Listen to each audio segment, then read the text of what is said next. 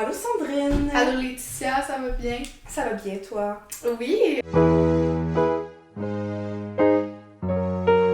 On se retrouve aujourd'hui là, pour parler d'un sujet très intéressant, mais aussi très très large. Oui. On parle aujourd'hui d'hygiène de vie. Et je trouve aussi que c'est un épisode qui va être bien placé dans le temps parce que ça va être publié juste avant la nouvelle année.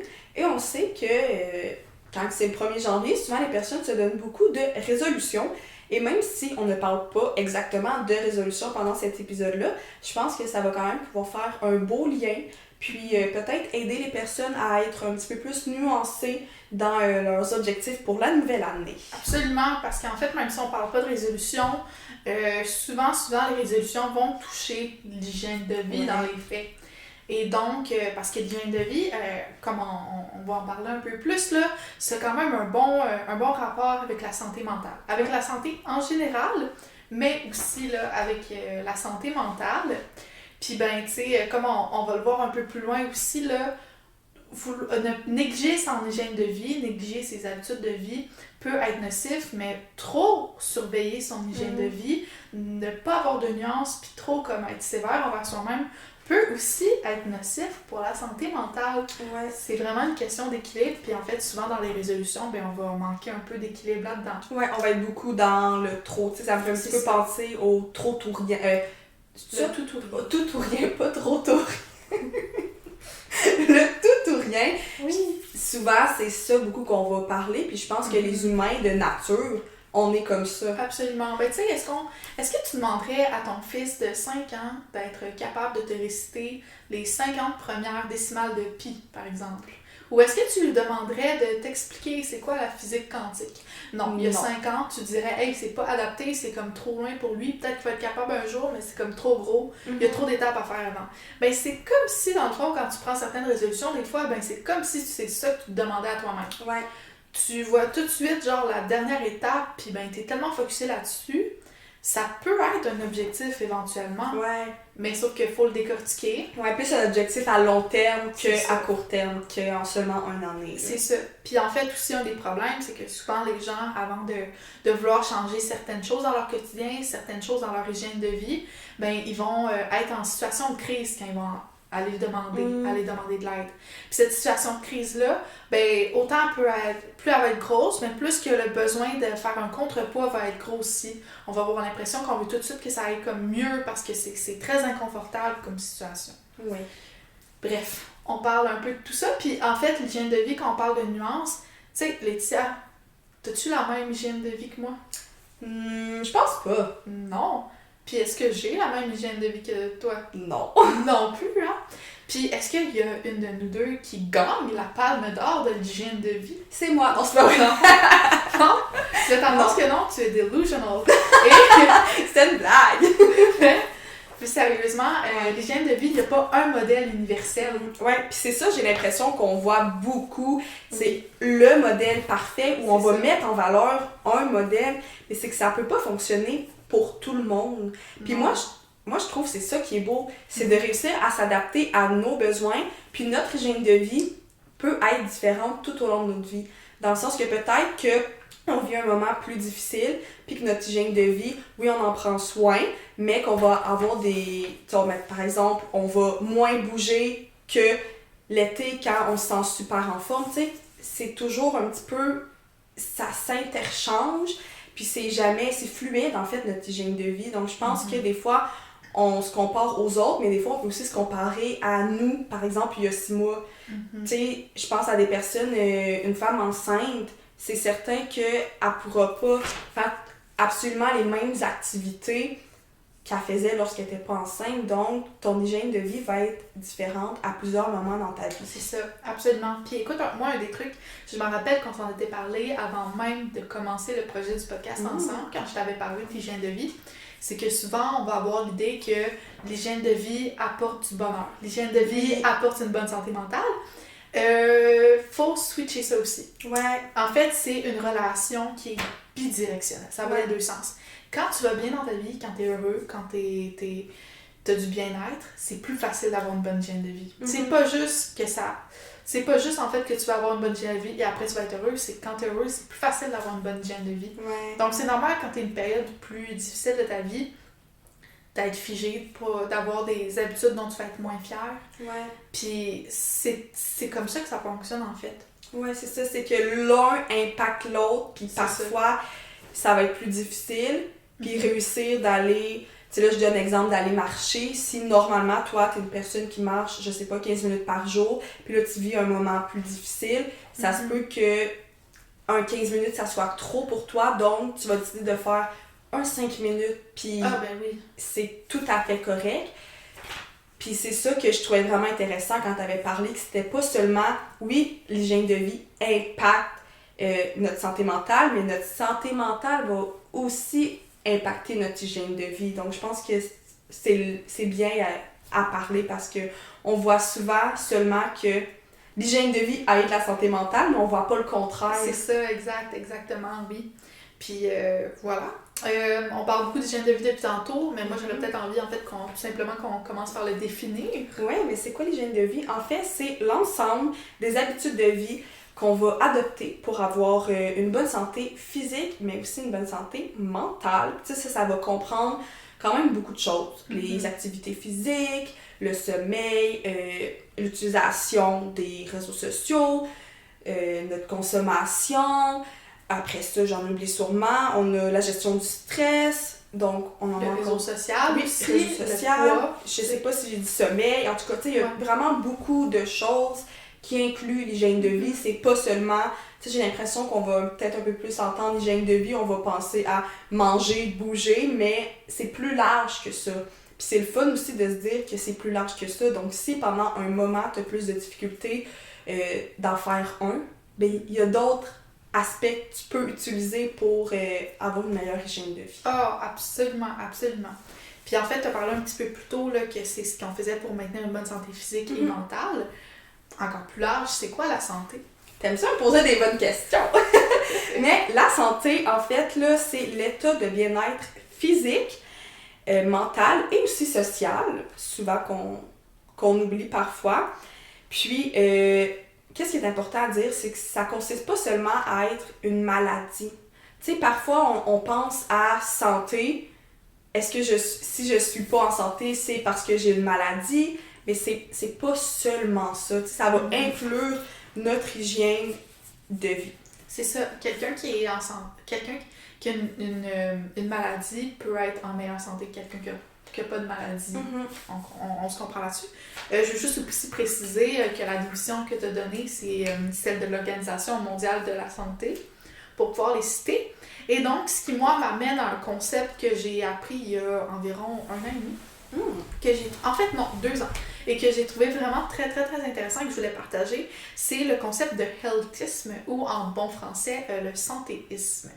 C'est fou, moi j'avais jamais entendu. Ouais, t'avais jamais entendu ça. Le terme, en fait, c'est la définition un petit peu plus, mais le terme, j'en avais jamais entendu parler. Le healthisme, en fait, là, c'est l'élévation de la santé comme valeur ultime. C'est quand on utilise la santé de quelqu'un pour juger de sa valeur morale. Donc, est-ce que je constate que je trouve que t'as pas une bonne santé, donc je trouve que tu vaux moins que quelqu'un qui a une bonne santé. Puis c'est vraiment là, d'accuser la personne de son état de santé. On prend pas en considération nécessairement là, tout ce qui est environnemental, tout ce qui est hors du contrôle de la personne. Puis bon, là, ça peut avoir l'air large, ça peut avoir l'air comme, ben voyons, mettons, on dirait que... Moi, je vois pas quelqu'un qui se moquerait d'une personne qui a le diabète nécessairement, mais en fait, c'est plus subtil que ça, des fois, le healthisme. En fait, le healthisme, ça peut être, par exemple, de se dire, bon, ben, moi, je me sens pas à l'aise que une personne qui a, je sais pas, moi, là, un cancer des poumons parce qu'elle a fumé toute sa vie, je me sens pas à l'aise qu'elle ait accès également au traitement qu'une personne qui a ce même cancer-là, mais qui n'a jamais fumé. Ouais. Donc, c'est vraiment dans cette optique-là que de juger l'autre via ce qu'elle fait pour sa santé. Puis en fait, ça va occasionner plusieurs risques associés à ça. Parce qu'il faut le préciser, c'est une belle valeur, la santé. Ouais. C'est bien qu'on aille comme valeur, c'est bien qu'on l'aille prioriser en tant que société, sauf que ça peut apporter comme risque, de sous-estimer les facteurs environnementaux. Ouais, on va en parler tantôt de ces facteurs. Absolument, mais tu sais, le statut socio-économique, l'accès à la richesse, l'argent, ça reste le facteur numéro 1 qui détermine l'état de santé de quelqu'un. Ouais. C'est pas si elle fume ou non, c'est pas si elle prend des marches, là, ou c'est pas si son nombre de légumes dans son assiette, c'est si elle a de l'argent ou non. C'est vrai. Puis, donc, faut pas s'éloigner de ça, faut pas surresponsabiliser les gens parce que c'est oublier quelque chose qui est très, très central dans la santé.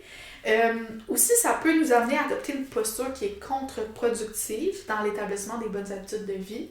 Tu sais, quand on fait preuve de healthisme, ça nous amène à juger l'autre. Ça nous amène aussi parfois à briser le lien thérapeutique, mais même à briser nos liens tout court. Est-ce qu'on se sent bien à traîner avec quelqu'un qu'on va toujours se sentir jugé? Ouais. Non. Ça va briser nos liens.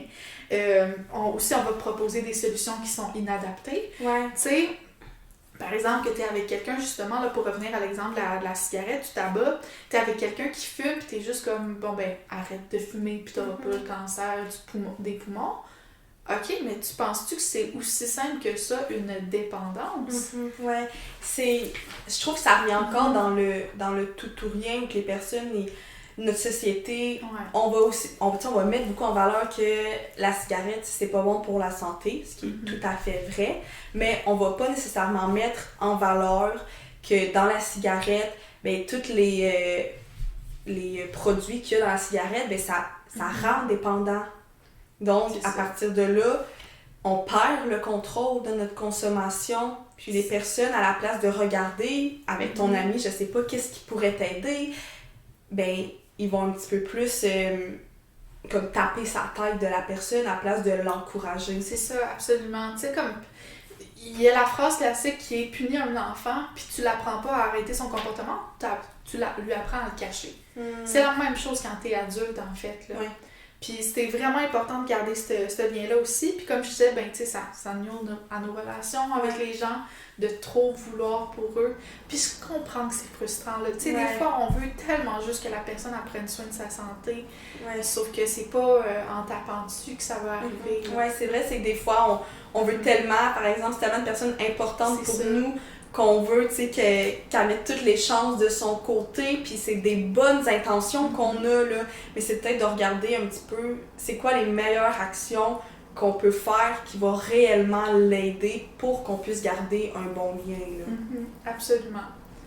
Puis, écoute, je sais qu'on avait discuté un petit peu là, avant, hors caméra, mais je voulais revenir là-dessus aussi, là.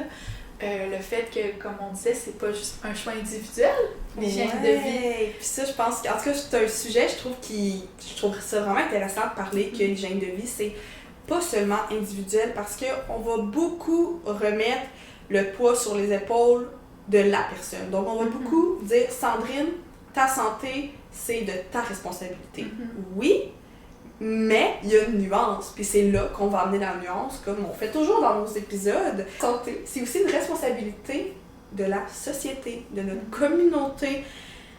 Tu sais, si je donne un exemple, si tu es dans une ville où il y a pas vraiment de parc, où il y a des parcs, mais je sais pas, l'été, la pelouse n'est pas faite, il n'y a pas vraiment des jeux pour les enfants, où les jeux sont pas sécuritaires, est-ce qu'il va y avoir beaucoup d'enfants, de jeunes familles, de familles qui vont aller dans le parc? Non. Est-ce que c'est à cause des individus? Bien non. En fait, même s'ils veulent aller, tu veux aller avec tes enfants jouer, s'il n'y a pas de place si c'est pas sécuritaire pour tes enfants, tu iras pas. Et là, c'est là qu'on voit que l'argent a un impact. Si toi, tu as malheureusement pas l'argent pour investir dans des jeux, des mobiles chez toi, ou tu n'as juste pas la cour extérieure pour, tu fais quoi maintenant? C'est ça. Donc, c'est là qu'on voit que c'est beaucoup plus que seulement nous, seulement l'individu, c'est les deux. Puis c'est ça qu'il faut prendre en compte en tant que société, c'est qu'il y a l'individu, mais qu'il y a aussi toute la société. Si on donne un exemple, on va à l'épicerie, on en parle beaucoup, l'épicerie, de un, ça coûte de plus en plus cher, et de deux, souvent les produits les plus sains, les fruits, les légumes, les produits les plus naturels, c'est ceux qui coûtent le plus cher. Donc, si t'as pas assez d'argent, puis tu veux manger, t'as pas le choix, ben t'as 2 options devant toi, puis t'as pas l'argent pour acheter une option qui correspond à tes besoins financiers. Il y a plus de chances que tu ailles vers le produit qui va te coûter le moins cher et peut-être qui va être moins santé. Donc, c'est là qu'on voit que c'est causé par plus que simplement la motivation de la personne et la personne en tant que telle. C'est ça. Parce qu'en fait, là, oui, on peut toujours dire quand on veut, on peut. On entend beaucoup cette phrase-là. Sauf que quand l'habitude de vie s'éloigne trop de ce que toi tu as déjà, de ce que tu es déjà habitué, ben évidemment on essaie de les enlever, ces obstacles-là. Tu sais, les obstacles justement des prix, les obstacles justement comme en termes de distance. Si tu pour aller te rendre à une piste cyclable, par exemple, tu dois toujours t'y rendre en voiture. C'est beaucoup moins fun que si, mettons, t'habites pas trop loin. Il y a tellement, en fait, de manières de dynamiser puis de rendre attrayant tout ce qui est des habitudes de vie, en fait. Puis, oui. Puis, je pense que, tu sais, en lien justement avec l'hygiène de vie, ben moi, je dirais qu'il faut sensibiliser plutôt que culpabiliser. Rendre accessible, c'est quoi? Tu sais, les habitudes de vie qui sont conseillées. J'aime beaucoup que le fait que récemment, en fait, par exemple, ils ont changé le guide alimentaire canadien. Plutôt que de séparer ça par catégorie d'aliments puis portions à avoir, c'est plutôt des recommandations de, bon, ben, tu sais, genre cuisiner en famille, de diversifier son alimentation, essayer. Moi, des fois, là, je me fais commander des boîtes repas parce que ça me donne l'impression d'aller au restaurant parce que je commande un peu d'avance ce que je prends. Puis, tu sais, c'est tout ça. Puis, souvent, dans les boîtes repas, ce que j'aime, je n'en ai pas là, celle que je prends, mais c'est que ça dit, dans telle étape, c'est facile d'intégrer vos enfants. On propose, c'est justement tout ça. C'est facile, mettons, de mettre ça sur la table pour qu'ils puissent se servir à leur guise. Donc, il y a de plus en plus d'éducation à... Puis là, on prend l'exemple de l'alimentation, mais ça peut être tout plein de choses. Tu sais, justement, là, comme des cours de yoga que tu peux faire avec tes enfants, par exemple, tu les intègres là-dedans. Il y a tellement de manières comme de rendre attrayant. C'est vrai, puis je pense que de base, si on est dans la sensibilisation, dans les conseils, bien, ça va beaucoup plus te donner envie d'aller faire une activité, d'aller essayer ça que si tu te fais taper sur la tête. Parce que c'est certain, quand tu te fais dire ben c'est ta faute si t'es pas en santé, c'est blablabla, est-ce que ça va te tenter, est-ce que tu vas te sentir motivé? Pas vraiment, comparativement à si t'as... Moi, j'avais une de mes amies, j'avais essayé d'aller faire du yoga, puis on a... Yoga? Je veux pas dire yoga. Puis on avait le droit d'inviter une amie, puis c'était gratuit pour la première fois. Donc là, je me suis dit, hey, ça te tente-tu qu'on aille en faire ensemble une fois? Tu vas pouvoir essayer, c'est gratuit. Ça nous a donné une activité, les deux à faire ensemble. Puis après ça, ben cette personne-là, elle a continué, puis on a continué d'y aller ensemble. Puis c'était une activité qui nous faisait juste tellement de bien. C'était surtout aussi pendant nos fins de session. On aimait ça, aller se relaxer pour avoir des bonnes nuits de sommeil. Puis on n'était pas dans « on doit absolument ». Tu sais, on le voyait plus comme c'était un moment qui nous faisait du bien. Fait que je pense que de le voir comme ça aussi, c'est vraiment aidant, là. Vraiment. Parce qu'en fait, comme on disait un peu plus tôt, là, puis là, je relance la POC Laetitia là-dessus, là, mais l'hygiène de vie, il faut la traiter avec bienveillance parce que sinon, ça comporte des risques. Oui, puis c'est ça que je trouve qu'on voit beaucoup, parce que je pense qu'on est dans une société, depuis le post-pandémie, qu'on va mettre plus en valeur l'hygiène de vie, mais parfois on va la mettre en valeur d'une mauvaise façon parce que ça va devenir obsessionnel. Et il faut dans le fond voir la différence entre une hygiène de vie qui va être obsessionnelle et une hygiène de vie qui va être équilibrée. Oui. Parce que c'est pas vrai que tu peux, par exemple, t'entraîner pendant 3 heures toute ta journée, que tu peux dormir 9 heures de sommeil, que tu peux aller faire 11 000 pas par jour et que tu peux manger seulement des aliments 100% naturels. Tu sais, ça, c'est des choses qu'on va voir, que le monde va dire « Faites ça, vous allez être en santé, tout va mieux aller dans votre vie. » Mais c'est pas réaliste. Tu peux pas utiliser ça à long terme. Donc, de pas se mettre cette pression-là parce que ça peut emmener des problèmes. l'obsession à avoir une hygiène de vie plus que parfaite, ben ça peut emmener des troubles alimentaires, ça peut emmener des troubles obsessionnels compulsifs, de l'anxiété. Tu sais, ça, si on y va vraiment avec plus des troubles de santé mentale plus graves, mais ça peut simplement faire en sorte que tu vas te mettre un stress de faire ça. Tu peux devenir un petit peu plus irritable parce que tu vas dire hey, si j'ai pas dormi tant de temps, ben ça veut dire que je vais pas être en forme dans ma journée. Donc là, directement, t'impactes comment tu te sens. Donc c'est toutes des choses, je pense, qu'on peut voir aussi sur les réseaux sociaux. Puis on en parle un petit peu dans notre épisode sur les réseaux sociaux, mais moins vraiment précisément. Mais de quand on voit du contenu par rapport à l'hygiène de vie, de nuancer le contenu qu'on voit. Ah, vraiment, faire attention. Puis, tu sais, on fait du pouce un peu là, sur ce qu'on disait sur notre épisode sur les écrans et les réseaux sociaux, mais tu sais, questionner de ça me fait sentir plus coupable ou en fait ça m'inspire. Ouais. Puis en fait, là, ça m'amène à poser une question, puis pas une question pour nous deux, mais en règle générale, je pense une piste de réflexion à avoir, mais est-ce qu'on voit sa vie comme quelque chose à réussir ou quelque chose à savourer? Oh. Parce que si tu vois ça comme quelque chose à réussir, ça veut dire que tu as une manière aussi de la perdre. Tu as une manière aussi d'échouer, tu as une manière de ne pas être fier de toi.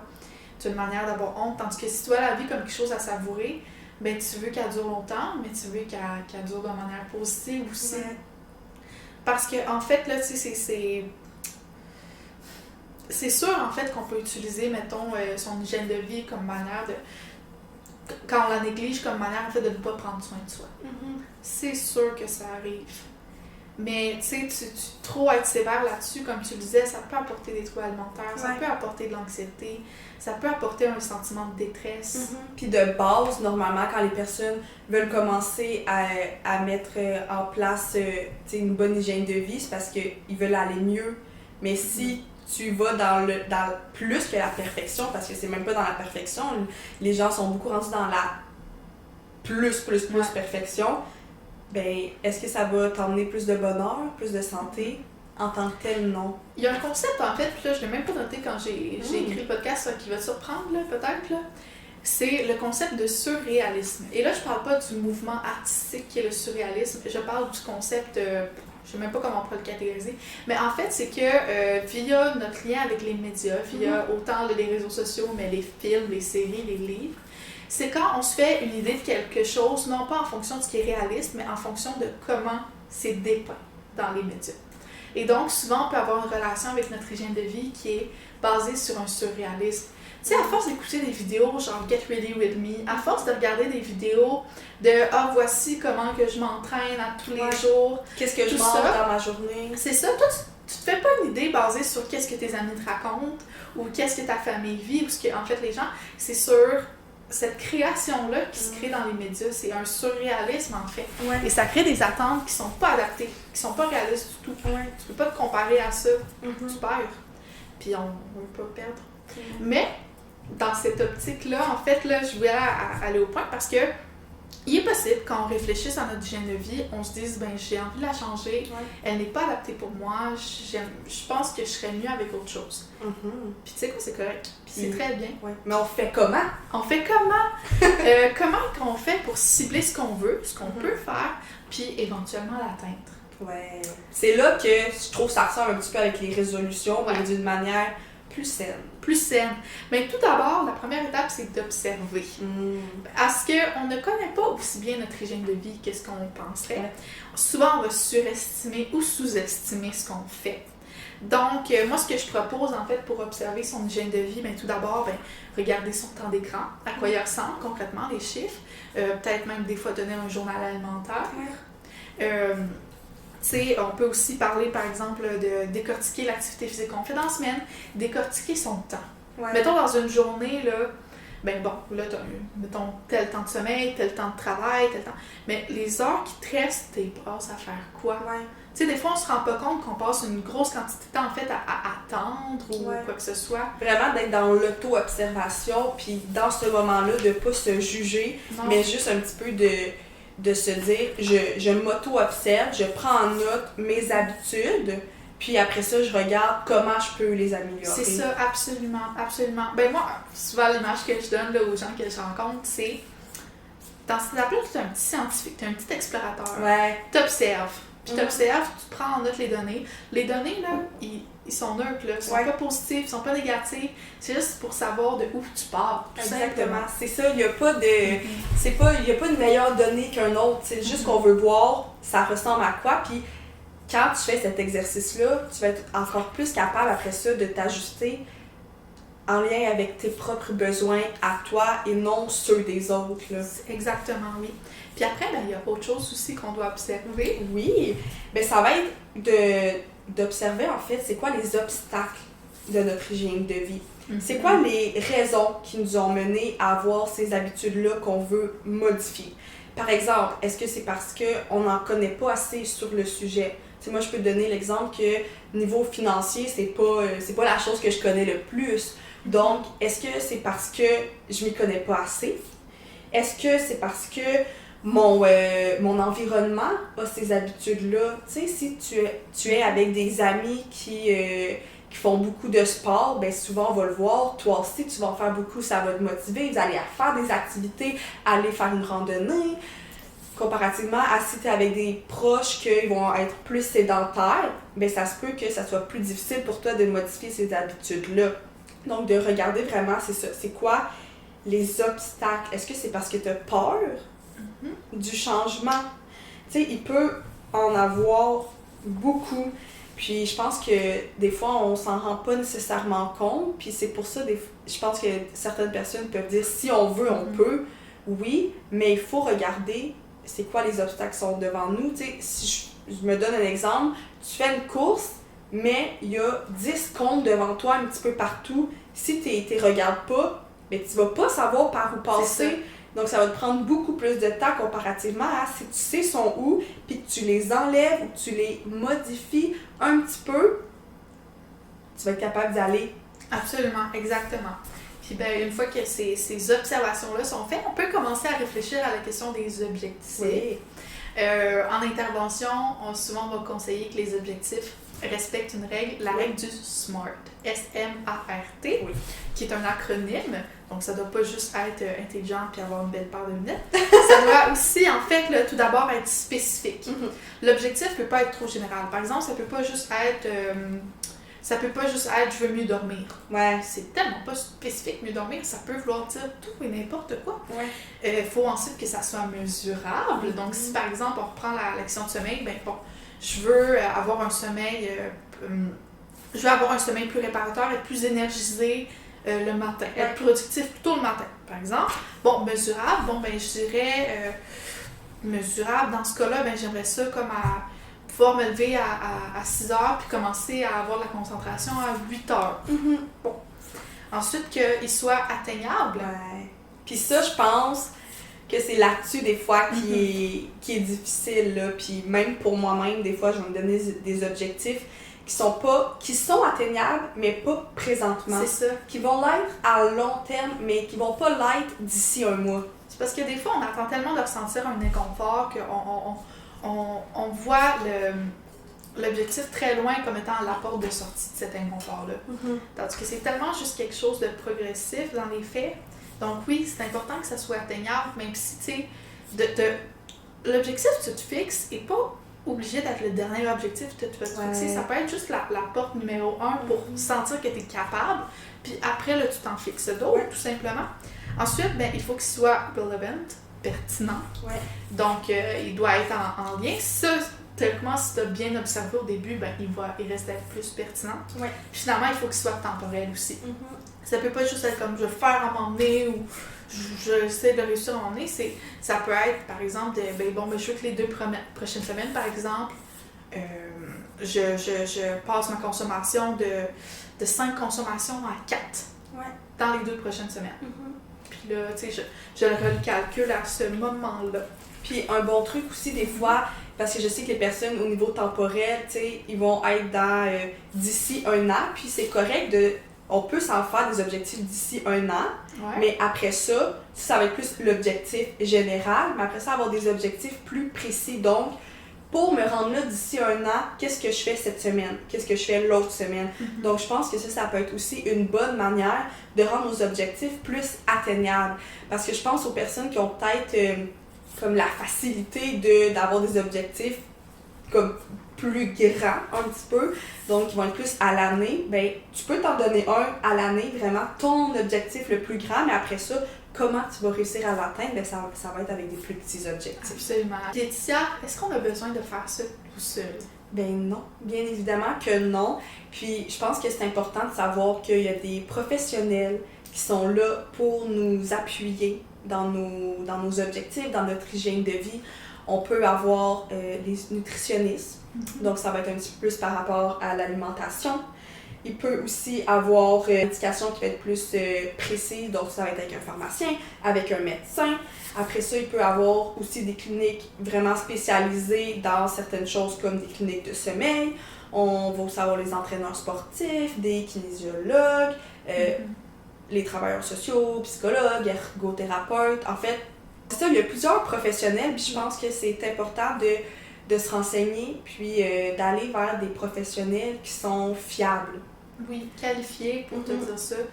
Je voulais, dans l'épisode sur un rappel, en fait, là, mais de le dire que quand on prend la décision de changer, parce que éventuellement c'est une décision qu'on est libre de faire ou non, qu'on doit faire pour soi-même et non pour les autres. Quand on prend cette décision-là de changer, c'est inconfortable, puis ça se peut que des fois ça marche pas. Puis les progrès, c'est pas linéaire, puis même si ça marche pas, c'est un apprentissage. Oui. Tu sais, par exemple, là, de se mettre un objectif qui finalement était peut-être trop gros pour nous, ou qui a pas fonctionné, on a sous-estimé un obstacle, par exemple, auquel on faisait face, ben tu l'apprends. Puis ben, après, tu réessayes.